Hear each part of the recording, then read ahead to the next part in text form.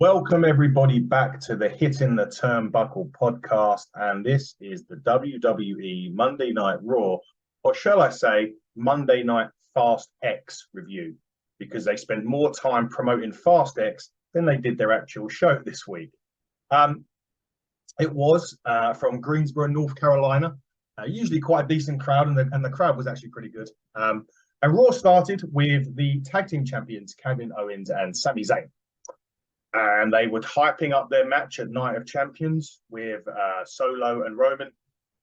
And basically what they were saying is that although they look a big threat, they're actually not, due to the cracks in the bloodline and the fact that the Usos may or may not get involved. Anyway, the Judgment Day come out.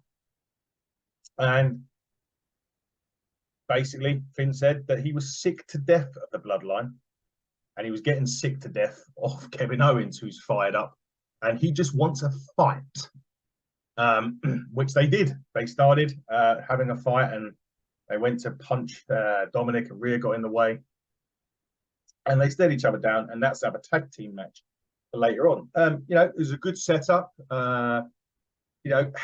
Is it getting tedious already? But we seem to be seeing a lot of the Judgment Day, Kevin and Sami. Now that may change as we roll into Raw a bit more. There's things that happen, which is interesting. And the funny thing about this again was when Dominic tries to talk, and the crowd ate him up. And once again, I said this last week, Dominic Mysterio is one of the top heels in a WWE at the minute, and they need to ensure they carry this on because it is working. It is fantastic. And Dominic has really elevated himself. Perhaps being with the Judgment Day has helped and the stuff with Ray, but he is right up there with a top heel. The next part of the show, or the first match of the evening, was Shinsuke Nakamura against Miz. Now, this match was brought on from last week when Miz tried to recruit Nakamura unsuccessfully.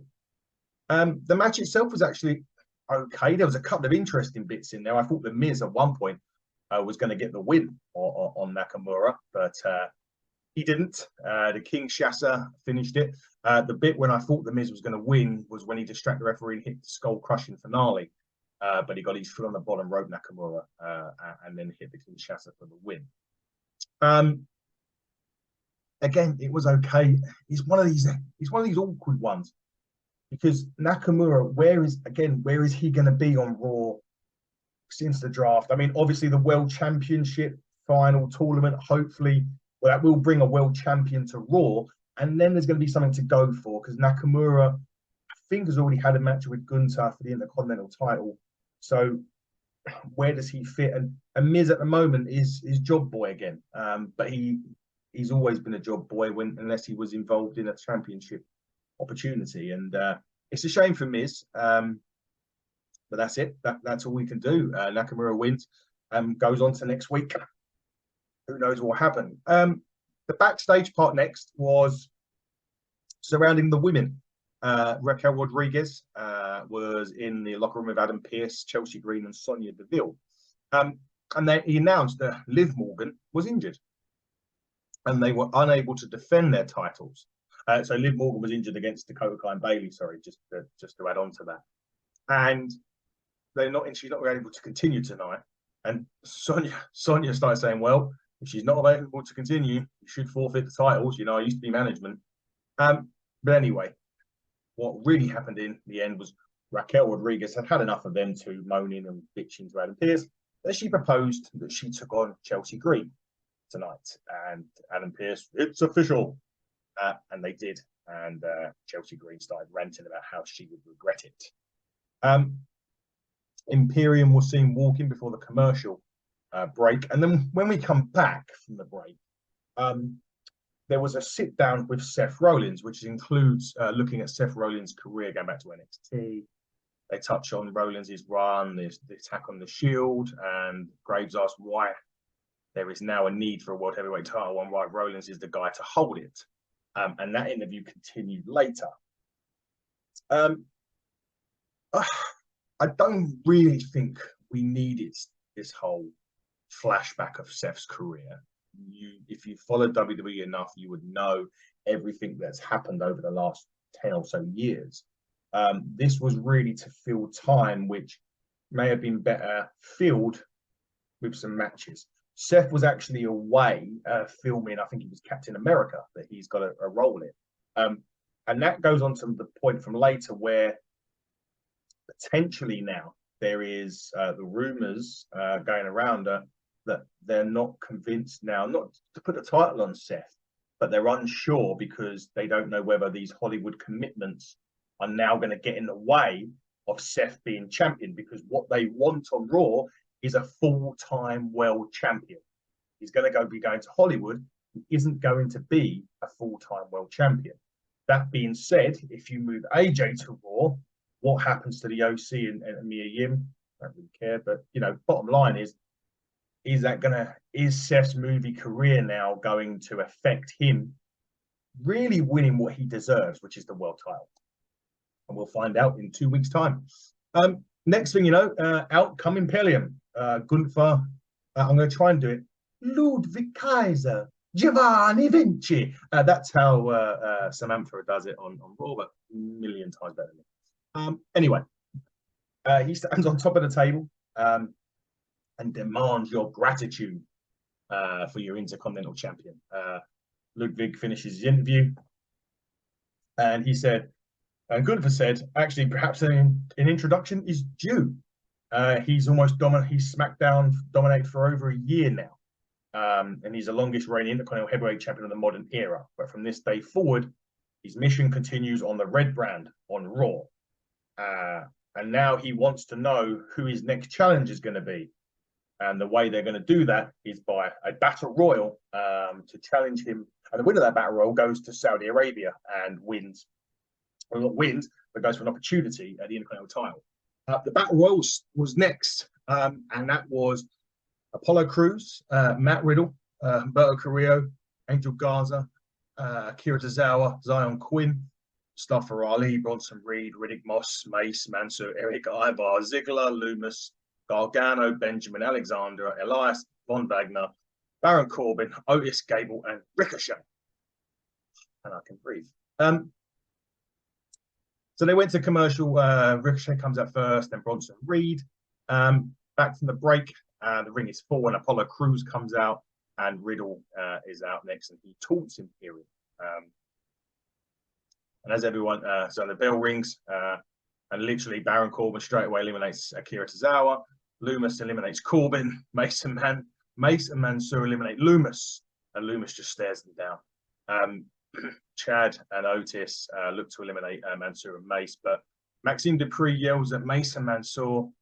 Mansoor hangs on the ropes about being eliminated, then falls into Mace's arms, but Mace drops him when Loomis stares at him and they run away to the back.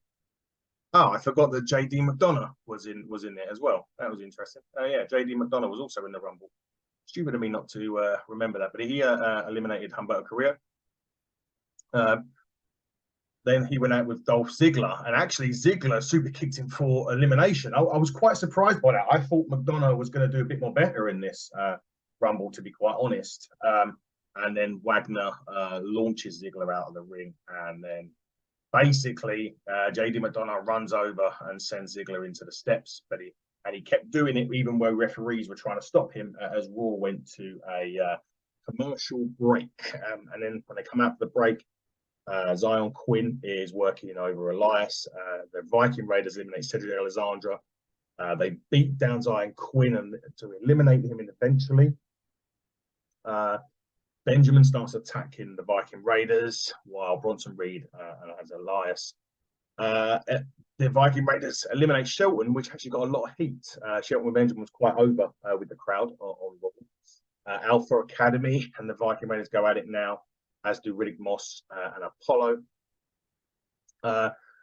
Chad Gable and Eric was fighting on the apron. Otis got helped Gable eliminate Eric. Ivar then eliminates Gable, and then Otis and Ivar start brawling, but Bronson Reed comes up behind him, eliminates them both. Bronson Reed, another fantastic showing, by the way, on Raw. I'm a big fan of Bronson Reed. You probably know if you've been listening over the last few weeks, and thank you if you have. They're now down to Gargano, Elias, Riddle, Moss, Apollo, Elias, Ricochet, Ali, and Bronson Reed, and they all go to attack him and beat him down for a bit. Gargano and Ali then separate and start going at it on their side. Ali tosses Gargano out, but he hangs on. Ricochet then rocks Ali, but Ali drops him, but then turns into a massive spear by Gargano. But then Ricochet hits a standing shooting star press to Gargano. So this is the point when a Rumble start or the Battle Royal starts to heat up a little bit. There's a lot more bigger moves. Riddick Moss catches Ricochet when he's doing a springboard, hits a backbreaker into a fall-away slam. Bronson Reed then gets back up, slams Moss. Apollo hits like a blockbuster off the middle rope to Reed. And this is really when the Rumble is starting to come into its own. Keep calling it a Rumble. It's about Royal. Stupid. In the end, Apollo eliminates Elias with a kick to the head. Reed eliminates Apollo and then slams Ali. He catches Gargano and Ricochet into a big double slam. I really like that. Riddle now starts to get involved on Bronson Reed. It's a floating bro. But as he hit floating bro, for a big pop from the crowd. Riddick Moss runs over, but Riddle eliminates him. And then Riddle eliminates Gargano with a scissors over the top rope, the usual ending that they normally do to Battle Royal. Now we're down to just Riddle, Reed, Ricochet, and Ali.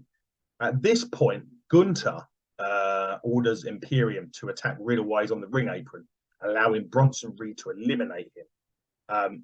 Ricochet then attacks Bronson Reed. They go at it. Ricochet tries to dump Bronson Reed over, but he hangs on. Ali also, but Ali hangs on as well. Ricochet then drop kicks Reed to stun him onto the apron. And Ricochet keeps going to try and get him out, but he hangs on. Reed then catches Ricochet on the shoulders while on the apron. Then Ali drops him off with a drop kick for the double elimination. And Ali wins it. Quite surprising it was Ali. I kind of gather that Gunther isn't dropping anytime soon. Maybe SummerSlam he may drop the title. It does depend on who he's going against. This gives Ali, or positive Ali, an opportunity at Night of Champions, Saudi Arabia. And it'll be, I've got a feeling Gunther will end up probably, not saying beating him quite comfortably, but I shouldn't think he'll cause Gunther too many problems. And I think then it looks as though Riddle will go into a feud with Gunther, perhaps. Load of pyro going off as well for Ali winning this. Maybe they see something in Ali going forward and they're going to give him a little push. Like I said, I don't think we're going to see an Ali win, but this may sort of elevate Ali a little bit. They had a little video package of Cody and Brock. We're not going to get into that. Then Becky Lynch comes out and just basically shoots on Trish a little bit. Basically wanting Trish at a Night of Champions. And that match is actually confirmed. It was okay. The promo was okay. She was fired up. It's just, again, this match, do you want to see it? Apparently it's going to go, there's going to be another match at SummerSlam regardless. So I'm thinking that Trish may go over at Night of Champions. I think the whole thing with Becky Lynch is when Trish said her daughter looks stupid or is stupid. And that was really it. I can't really add any more to it than that. Backstage at this point, Rhea Ripley was watching Becky Lynch's promo. Sorry, that was the bit that happened as well. So are we looking further down the line here to a Rhea Becky Lynch feud for the women's title? Possibly, and then she's still got the SmackDown women's title on Raw and the Raw women's title still on SmackDown. They haven't done that whole thing yet, which is interesting. Basically, then Kathy Kelly approaches And after Rhea, what happened about last week when Natalia saved Dana Brooke, Ripley basically said Natalia needs to stay in her lane. She had a pretty impressive career, but Natty interrupts and says, yes, it's impressive, but it's already known that it's not about a lane, it's about Ripley beating down a woman who was already defeated. She then goes on to say that Ripley is a dominant champion who deserves respect, but there's some things she's not allowing the other women to be running for. And Ripley basically said, don't act like you came here to hear it for Dana, it was for Natty. And basically, she's going to promise to end Natalia's career. She gets in her business again. At that point, the walk-in heat magnet, which was Dominic Mysterio, comes off, and they go to the ring for a match, Dominic Mysterio versus Ali. Before that, they go backstage again, and there's an argument between American Alpha and Maxine Dupree, and Ali was saying about how you need to think more positive and be a winner like him. And as he laughs and walks around the corner, there's Gunther, and basically saying that Gunther feels for Ali, having to travel all the way around the world, get the biggest butt kicking of his career, shake hands, and Ali then says he feels bad for Gunther because he's traveling around the world just to be eliminated and defeated for his title. And Ali tells him to be positive. Gunther at this point is pretty angry. And as we go back to the ring, it's time for the match of Dominic and Xavier Woods. The match itself was good, but once again, this is the only thing I say is getting a little bit tedious with this. Is Rhea Ripley kind of position herself in a way that she wants to be hit by a man, and the fact that she gets involved and Dominic always wins. It's a little bit of like, just a little bit it's just a little bit silly now, and I think in the end, Rhea Ripley could well get hit by. Don't talk about that. Obviously, there's this whole thing against women, but it annoys me when she's she's actually antagonizing them to do it. It's one of these days, it's going to happen. But anyway, moving swiftly on now. This is an interesting one. JD McDonough is having an interview with Kathy Kelly, and basically talking about the Battle Royal, and he basically said that he came to make a statement, and he was going to come and make a statement on Raw. Who better to make a statement on than the free agent Dolph Ziggler? Fantastic. But he did say that Dolph found out what the rest of the locker room found out. He's never bet against an ace. And as he walks out of the arena, if you look closely on the top right-hand corner of your screen, you will see Finn Balor walking up and looking over at JD McDonough. Now, there has been rumors going around that JD McDonough is soon to be a part of the Judgment Day. And maybe that was the seed that was being planted as JD McDonough was walking. Who knows? Next, it was Indus Sher. Veer Mahan come again with Jinder and the other one. I can't remember the other one's name. They just took on local enhancement talents. Sanga was the other guy's name. Sorry, Zanga. Yes. They took on, I think it was Drake Thompson and Lieber Barbie. Yeah, I think it's quite obvious here what happens. It is a traditional squash match. They win it in about 2 minutes. They start saying something in Hindu. Jinder walks on, puts a headset on his head and starts shouting that people are saying Raw belongs to them, but it belongs to Indus Sher, and their future will be red and gold. Probably black and gold, so we'll be down in NXT in about 3-4 months. But anyway, moving swiftly on. Imperium at this point approach Kevin Owens and Sami Zayn. Now, if you remember the week before, I think it was on SmackDown even, it was last week on Raw. Imperium approached Kevin and Sami mid-promo. It was without Gunther, and they basically was disrespecting Imperium. They wouldn't let them talk, finish what they're saying. Anyway, they attack, they approach Kevin Owens and Sami Zayn. Good said he will not tolerate disrespect like they showed these men last week. Owens basically said, you got a problem, have a fight next week. All three of you And Sammy says they will find a partner for next week, and Imperium agree. Now, mystery partner, you can think of a few. There's Matt Riddle, he's been teaming with him recently. There's Ali, that seems to have a problem with the Intercontinental Champion as well, and he is going against him on the Saturday. So interesting.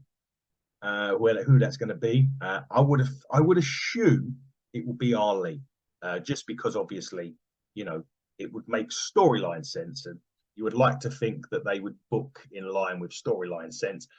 The faces may get the win in that one because Gunther, no doubt, is going over at Night of Champions. He says. At this point, Cody Rhodes is getting off a bus, or his bus, shall I say. And of course, we go to another commercial. Back from the commercial, and we're all going, whoa, as Cody comes out to a big pile.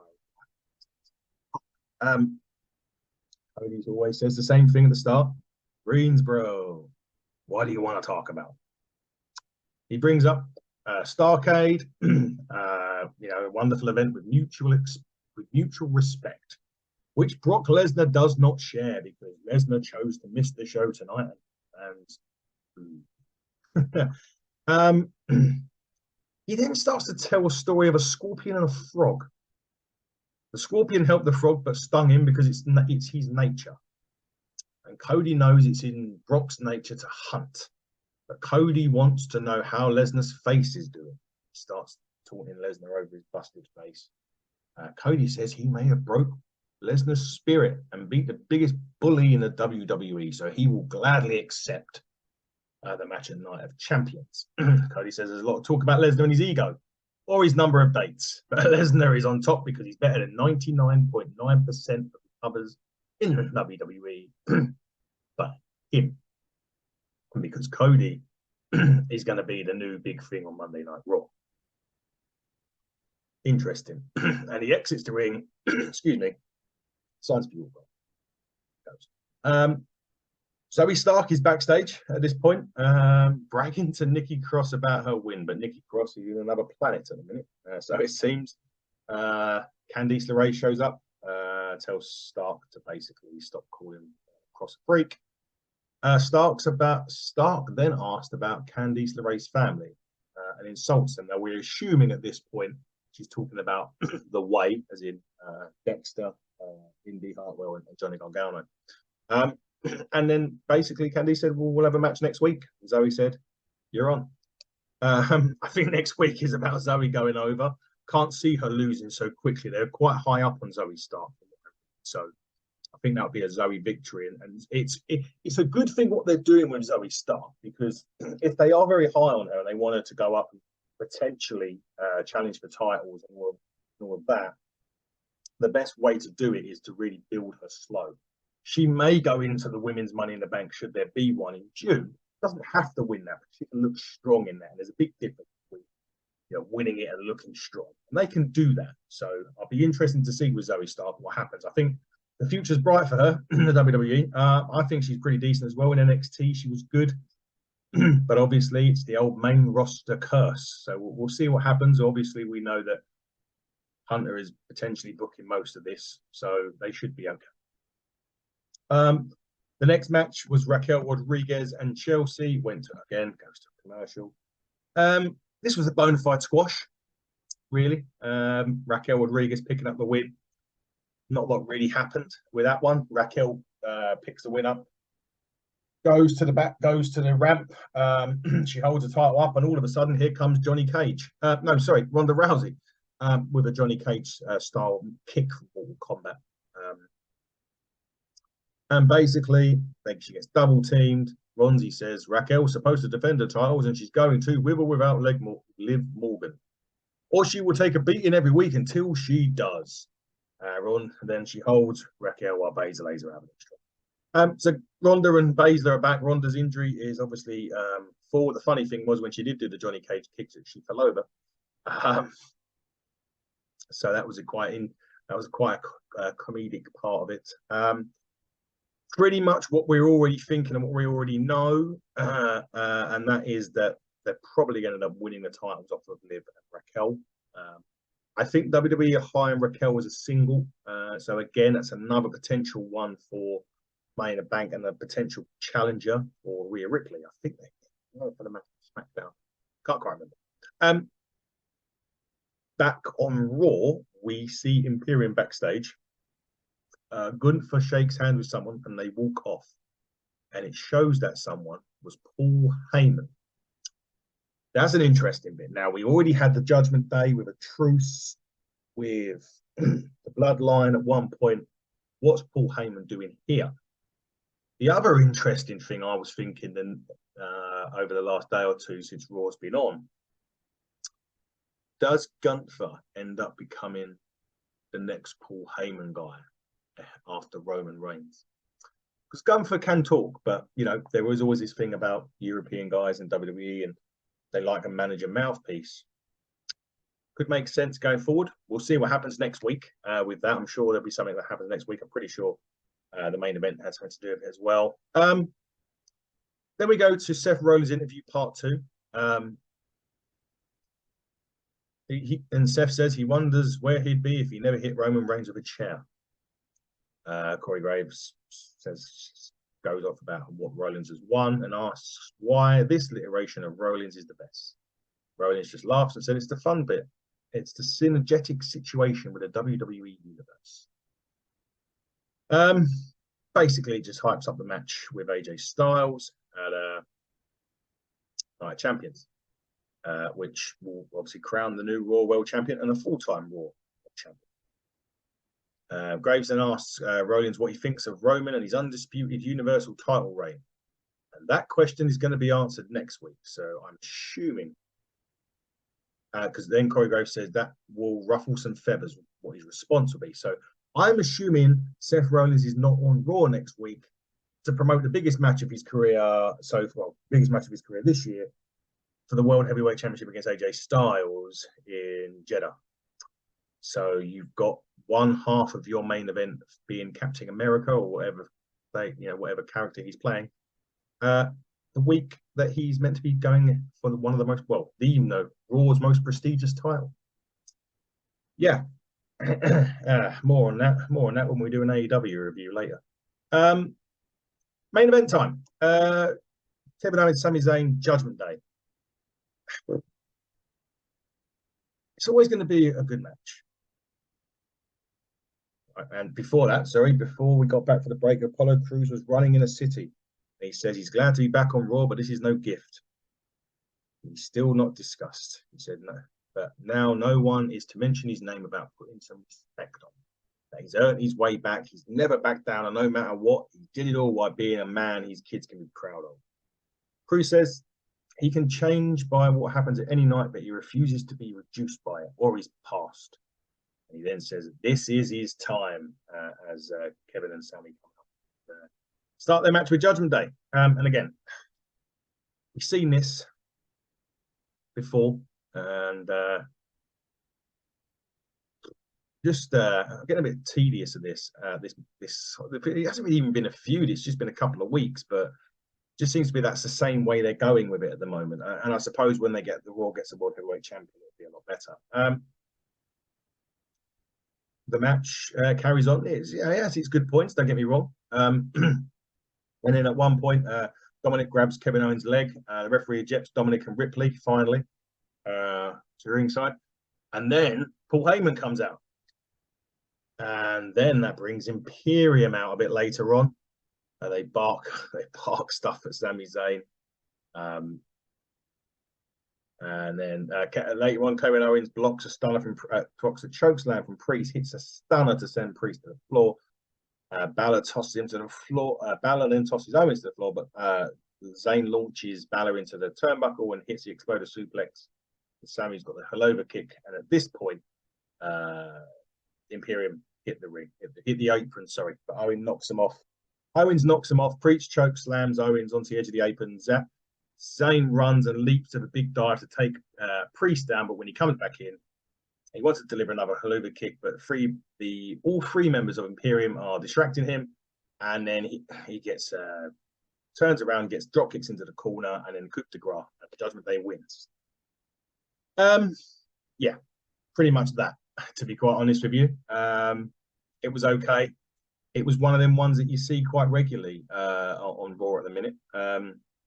Like I said, getting a bit annoyed, getting a bit tedious of that feud anyway. So hopefully now they move on to feud with Imperium. Who will their partner be next week? Cody and Brock are under the same roof next week. That's WWE's newest saying, under the same roof.